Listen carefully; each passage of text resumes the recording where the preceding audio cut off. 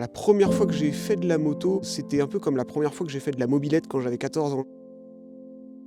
J'ai senti une espèce d'énorme liberté. D'un coup, on monte sur un deux roues, on met un coup de gaz et on part. Il y avait une sensation encore jamais vécue et qui m'a tout de suite grisé complètement.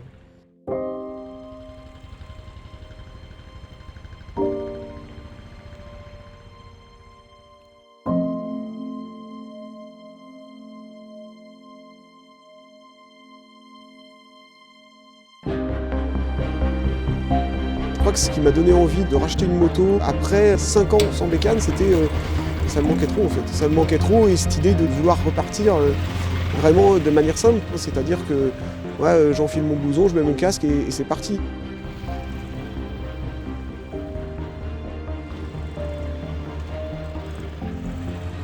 C'est une moto qui était anglaise, puis qui est devenue indienne, qui sert vraiment au fond de l'Himalaya, en altitude et tout. Il n'y a pas tant de véhicules que ça qui ont un passé, une histoire, avec eux, un héritage comme ça.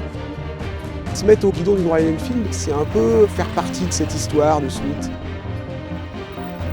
Quand on va à 100 km/h, on ressent énormément de vibrations dans les mains. Le rétro, on voit quasiment plus dedans tellement il bouge. On fait pas de la moto parce qu'on est fondu de vitesse et qu'on veut défier la mort ou quoi. C'est juste une manière de s'évader en fait.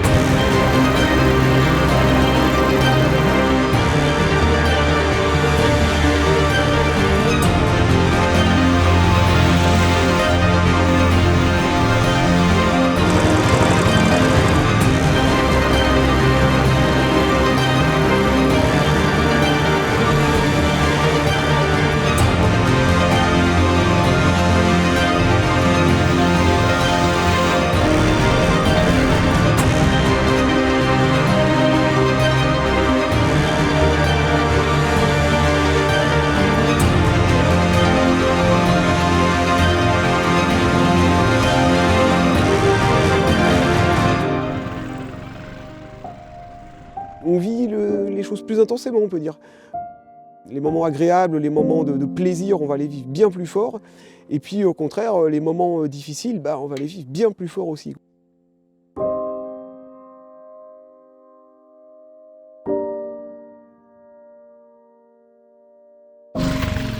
C'est ça qui compose une aventure. C'est ça en fait. Tous ces contrastes-là.